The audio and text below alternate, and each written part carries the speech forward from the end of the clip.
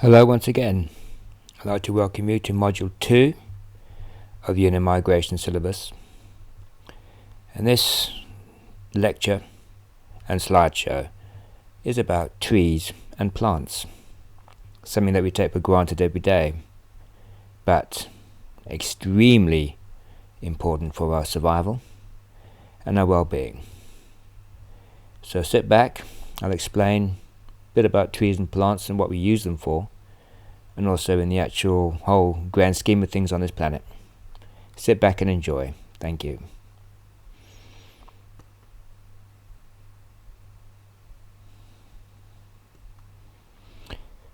One of the fundamental questions in theology is simple. If there's a biblical hell, where is it? What's it like? Who goes there? The answer is simple. The physical answer is up there in the sky.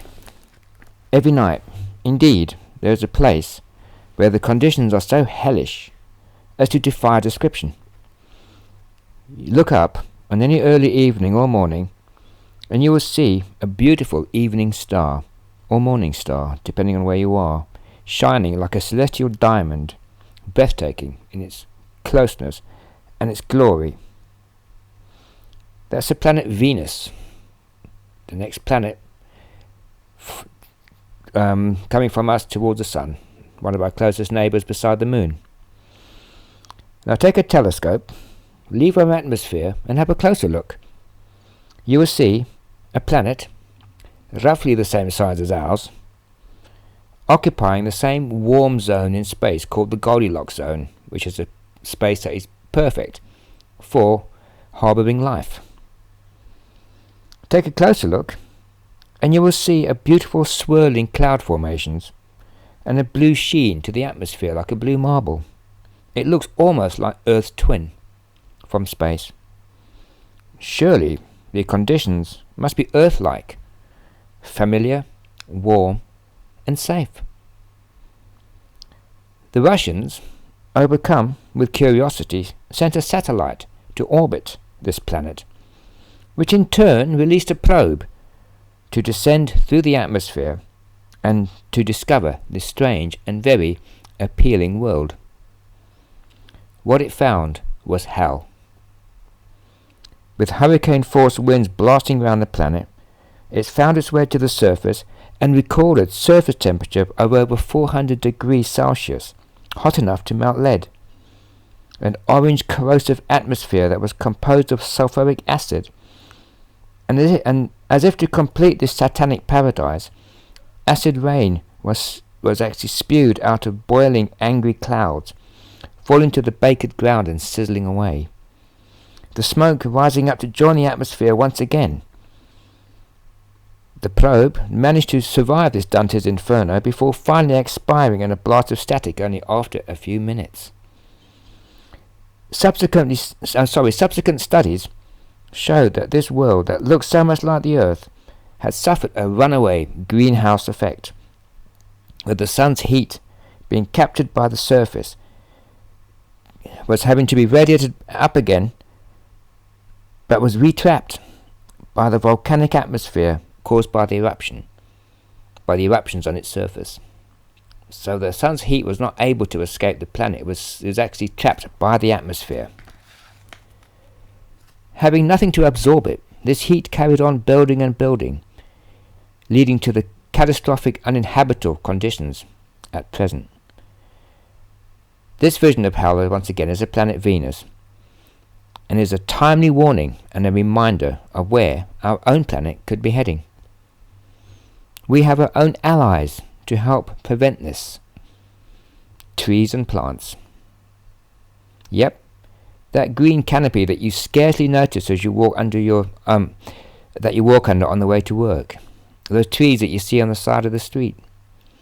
That wooden canvas for childish graffiti statements. That green canopy that cools this planet down, absorbs the carbon dioxide, manufactures oxygen that all living things need to survive, and is a source of inspiration for life, existence, art, etc. Simple trees and simple plants, and we see them every day, yet we walk by scarcely notice them. Now, working as a game ranger in Africa, I was privy to the relationships between plants, trees, ourselves, and animals. Now, if you take, for example, there's the acacia tree, all alone, sitting there, happy under an African sky. Suddenly a giraffe appears and starts feeding off the top leaves. Immediately, the tree secretes a tannin-like substance that rushes up to the top of the tree and makes the leaves unpalatable. Shaking his head with disgust, the giraffe lopes off to find another meal. The acacia, if it is in proximity to others of the same species, then releases a pheromone on the wind, warning others of being eaten, and they in turn release their own tannin, thereby forcing the giraffe to leave the area altogether. Nature's defense against over-browsing. Also, when they take the leaves off the top, it helps the sunlight reach the ground and helps to start to germinate the seeds lying on the ground. Okay, I'm going to go into a bit of what we use trees for now. I mean, it's not just only a part of our life, it's a part of our existence, and we've used trees for thousands and thousands of years. Now in Africa, we have what we call a rain tree. A rain tree is also known as an apple leaf. Now there is a little insect called a spittlebug who injects its proboscis into the tree and feeds off the juices, extracting the sugar and secreting the water and other chemicals through its skin. This forms a frothy cocoon around the insect that then falls to the ground like a raindrop, hence the name rain tree. This is then in turn taken up by the roots of the tree, formed into a concentrated solution, and is used to bolster and strengthen next year's seed production. So it's a circle of life from the tree to the insect back into the tree, and this happens all the time. Now you get the oak tree here in the United Kingdom. The oak tree is stung by an insect called a gall wasp. The sting alters the molecular structure of the sting site, forming a nodule which is hollow and serves as a protective canopy for the larvae of the wasp. Fruit bats disperse the seeds with their inefficient digestive system, ensuring dispersion without the seed being harmed. Indeed, the natural world can be seen as a giant supermarket, DIY store and restaurant rolled into one. In England we also have what we call the yew tree, hollow inside, so it can bend with the wind. The fruits are poisonous. The English longbow, which is well known in history as a very effective defensive weapon, is made by the branches of the yew tree. Very superstitious tree here in the UK. In fact, close to where I live, there's a reserve called Kingley Vale. And Kingley Vale is world famous for its collection of yew trees, a few that can be seen here. The locals believe, and the actual old traditional tales were, that when the Vikings came to invade England, they got to suffer a horrendous defeat by the English army at Kingley Vale, and they were all buried, and those yew trees are the spirits of their souls, and apparently they move at night. Also, you find yew trees in churchyards. In fact, most churchyards in England have a yew tree in it. The reason being was that the yew tree was a pagan site for the Celts and the Druids, for a very spiritual tree. And when Christianity came to England, they built churches on these sacred sites, hence the yew tree, often found in. So we also have a very spiritual connection to trees as well, very much so. And the fact is that, heck, we can't do without them, really. Coming next to the buffalo thorn. The buffalo thorn, the roots are used as a painkiller, And leaf, you make a paste out of the leaves, is used to treat swollen glands. Use a bark infusion to cure coughs. The root is used for backache and dysentery, with and the leaves chewed as an aphrodisiac. I've tried that, and well, I can't really say it works or not because I was about 21 years old, so it didn't take much to be an aphrodisiac in those at that age. Coming up to the knobthorn. Now, the knobthorn is a very interesting tree. I've used it quite a lot. The knobthorn, the knobs are a natural anesthetic, once powdered and mixed with water. Now, once on safari, I had a lady who had an abscess on her tooth and was in such agony under the hot African sun that she was thinking of actually cancelling her trip of a lifetime, as the pain was just too great. Anyway, we stopped for a drink and a sundowner in some shade, and I noticed a knobthorn tree in the distance. So I asked my tracker to go and get a few knobs off the bark. He then mixed the powdered knobs into a warm paste using water from the Land Rover's radiator, and then applied the paste to the grey agonizing tooth using an earbud that I kept in my first aid kit. This lady was unaware of the anaesthetising effects of the paste, so that took away any of the placebo effect. To her astonishment, the cutting pain faded away completely, to be replaced by the blissful calm after the storm that only cessation from that kind of agony can bring.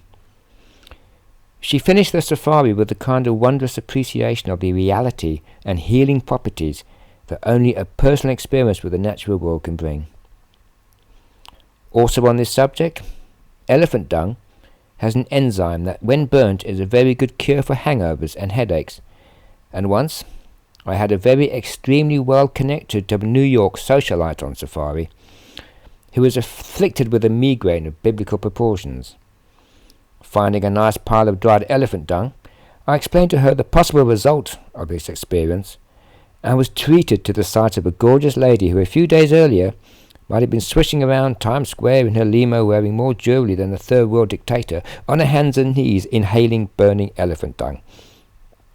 The effect was startling. The migraine vanished like smoke, and she jumped up with a mixture of relief, unbelief and amazement, and gave me a happy, grateful hug. As can be seen from above, the trees and plants that make up our atmosphere and keep us alive are also our medical cabinets, our DIY stores for furniture and housing, and as the source of our nutrition, as well as giving us oxygen. Trees and plants and grasses are like humans. They like to explore and conquer.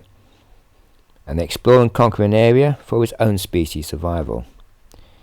Now we get the pioneer species, are the first ones in a given area, paving the way and settling the soil, decreasing the runoff from rainfall and increasing fertility. They are called the pioneer species. Next, we find the subclimax species appear, leading to more protection, increased moisture and organic matter. Next and finally is the climax species, which is a complete ecosystem already developed, complete with its own animals that go with it. It is this go forth and conquer that has enabled plants to take over the world. It is this that protects the world and everything that lives in it by absorbing the reflected heat from the sun. It is this that gives us the oxygen we need to survive and removes the harmful carbon dioxide. Trees, grass and plants, in conjunction with phytoplankton in the ocean, which is also a plant, are our silent protectors, immobile yet resolute in the defence of our welfare.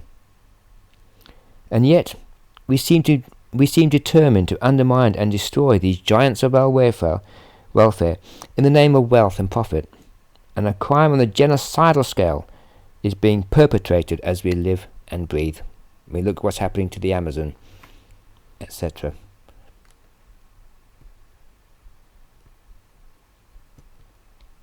Okay, the relevance to ourselves.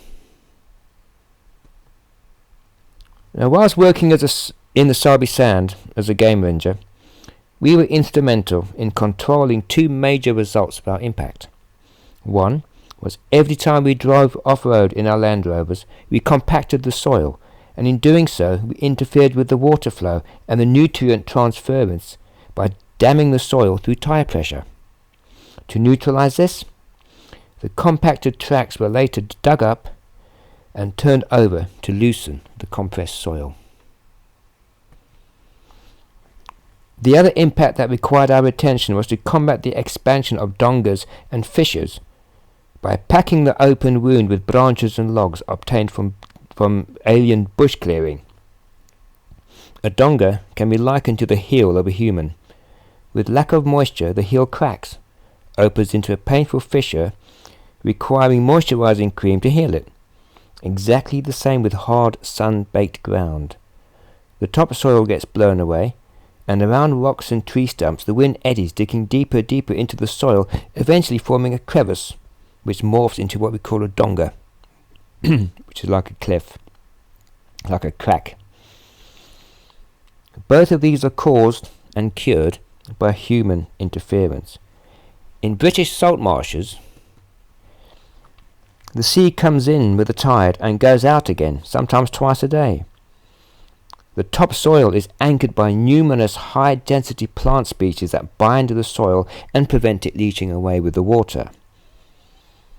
The destruction of peat bog in the Somerset region has flooded the landscape, as the bog acted as a giant sponge, preventing the rainwater from flooding down to the rivers and bursting their banks. The salt marsh is therefore nature's natural flooding system to direct the tides, and the binding plant growth acts as a nutrient powerhouse, compressed by the tides into what I would call almost an energy bar or nutrient supplement to a large proportion of species that live and make their home there as part of the larvae stage or the youth stage of their life cycle. The horrific flooding of the British Somerset landscape and elsewhere is the result of the binding vegetation being removed for profit. House building, industrial, a glaring example of greed, stupidity, and an almost incomprehensible short-sightedness. They say that, okay, that's not my picture, by the way. I mean, I know I like to get everywhere to take photographs, but I think outer space is a bit beyond me. Now, they say that Africa's biggest export is its topsoil. With millions of tons of prime nutrient-rich soil being washed into the oceans every year, it is an ongoing tragedy. Every day, the television sets around the world are inundated with images of brown-eyed starvation staring right back at them, of stickmen in a parched lunar landscape shuffling in the background, while fat round men in blue helmets and high-vis jackets beg for more of our money. I have seen aerial photographs of the same regions 100 years ago, and heart-achingly they show a lush, verdant, productive paradise, pregnant with promise, salivating with fecundity, now reduced to a fissured old hag, with thorns that look like barbed wire and leaves that look more like striped pyjamas. We have somehow managed to Auschwitz nature. Another one, deforestation. The tropical forests account for 7% of our land surface, yet is home to over 50% of species. 60% of this has already been destroyed. Each year, 12 million hectares of this prime ecosystem are destroyed, and by 2050 it will be gone. Rainforest soil is not very nutrient-rich, due to most vegetation being utilized by organisms. As a result, once the forest has gone, that soil lies empty and devoid of life. The next one is afforestation. Afforestation is the intense planting conifers for timber, pulp and firewood. Now these conifers are voraciously thirsty. These giants suck the vital streams that supply the major rivers, leading to dead river systems. An example of this is the South African lowveld, Escarpment where once lively torrents that supplied the game conservation areas are now just dry riverbeds where elephants have to dig for water. Then we get desertification. Now that occurs naturally on the edges of deserts, but is enhanced and amplified by bad farming practices encroaching deeper and deeper into lush, productive environments. Goats, yes, goats, sometimes numbering in their thousands, rip shrubs up by the roots and strip the bark of trees. Ecosystems finely balanced or unbalanced by uncontrolled poaching and wildlife extermination, resulting with one species destroying its own environment like elephant who cannot migrate past a game fence. Floods, not being locked in by vegetation, are free to rampage and take our topsoil with it. Droughts, that are such a part of Africa, killing thousands due to the absence of vegetation that could have harboured that flood water and stored it for such an eventuality. We have totally and indefensibly destroyed nature's engine so bad that now she cannot start herself. Yes, we can try and fill the gas tank with donations that only prolong the inevitable. Try and crank the engine with water schemes and growing schemes, try and charge a battery with educating programs, pump up the tires with posturing and pontification, but at the end of the day, we cannot replicate in a generation what nature has designed over hundreds of thousands of years. If this sounds doom and gloom, then yes it is. As a wildlife professional, I am sick to the gills of profit-driven rape of this little rock orbiting third in line from the sun next to Venus, with dead worlds as our only companions.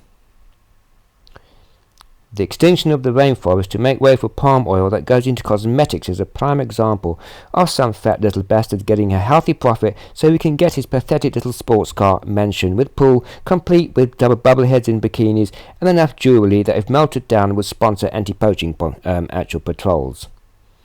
Anti-erosion schemes, boreholes for water, and arid regions are the beginning of a world in future our children will look forward to. Our eyes are designed to discern green, different shades of green, out of all the colours, a fact of our closeness and belonging to nature.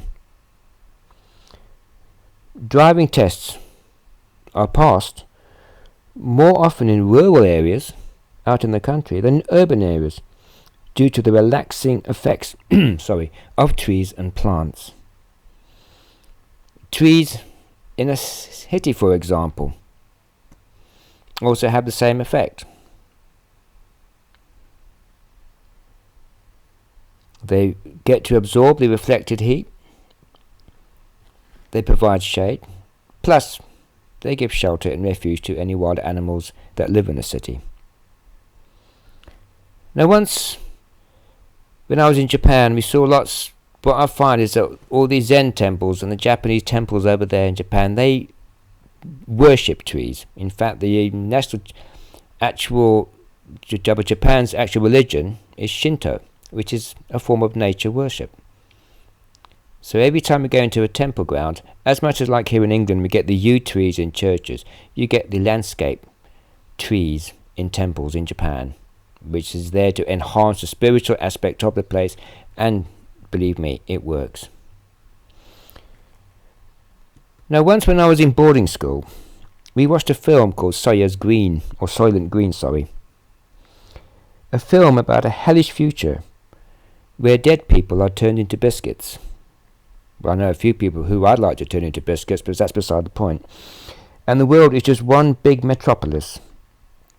In this film, when people are about to die, they are taken into a three-dimensional theatre, and once made comfortable, they are surrounded by screens, and on the screens there's trees, meadows, rainforests with trickling streams and animal sounds. I was almost in tears at the incredible effective use the film made of the outside hell of our own creation to the peaceful heaven that we removed to make place for it. People toiling their lives, controlled by the second. Doctor surgeries, often a place of anxiety and stress, are festooned with large-leaved plants, their presence absorbing some of the atmosphere and issuing a calming mood. Now, children playing outside in the woods are exposed to many different kinds of bugs and tiny enemies, and as a result, their immune systems get stronger through practice and exposure, resulting in a healthy human being. I am often disgusted at these TV adverts that peddle cleaning products that totally annihilate any bacteria. Like they spray your hands, they spray the doorknobs, they spray the sofa, they spray the floor, they spray anything you touch. And it results in an unhealthy, anemic person with a withered immune system, constantly ill from allergies and passing strains of minor viruses. This is dangerous, as once again it is profit over common sense. With how many units sold balanced by some very sick, anemic people in the future, we have an immune system like any other thing. It needs to work to get muscles, to get strong, to get robust. I myself have had malaria, I've had yellow jaundice, tick bite fever in my childhood and working life, and as a result, while most of my colleagues get flattened by colds and flu, I get it in the evening. Overnight it is gone, destroyed by a muscular immune system that has been pushing weights in some serious gyms. I am not for a second suggesting to expose your child to malaria, etc., but for God's sake, give them the chance to develop normally, and leave the paranoia to the crazy society that embraces it. You cannot live in a sterile environment, because your immune system will wither, and then you will be susceptible to anything in the future. And I say that specifically for children. Grass covers our soil and it anchors it. Trees give us oxygen that give us shade. Food, tools, cools us down, removes harmful gases, calms our moods and soothes our often troubled soul. Plants also give us food, fills our senses, calms us down, acts as medicines, and gives us oxygen that incidentally keeps us alive. That famous film, War of the Worlds, relies on our microscopic allies, bacteria, to save the human race from aliens that look like octopi. Bacteria that help us digest our food and break down the plant nutrients to enrich our soil, so more plants can breed and clean our atmosphere. So bacteria are our allies. The world was stunned by what happened at Chernobyl, that cataclysmic conflagration birthed by arrogance and greed. Now an empty wasteland, a Geiger counter beat to a symphony of destruction, now totally overgrown by trees and plants, almost eager in their want to erase man's folly and restore the natural order of things. Plankton. There were two types. Zooplankton, which is tiny animals in the larval stage, and phytoplankton, which is tiny plants. And I've seen phytoplankton, they have a luminescent bloom a couple of times a century. And I saw one once on the beaches in Mozambique. And the beaches glowed, the water glowed, under the stars. And it was like being in a film, a Walt Disney film. In fact, we were born in a Walt Disney film, but we've decided to make it into a crime drama instead. Phytoplankton locks in millions of tons of carbon dioxide. Locks it in. Millions of tons of carbon dioxide. I'll say that again. Locks in millions of tons of carbon dioxide, which is extremely harmful, taking it down to the ocean floor, releasing it, then migrating back to the surface to photosynthesize more oxygen for us to breathe.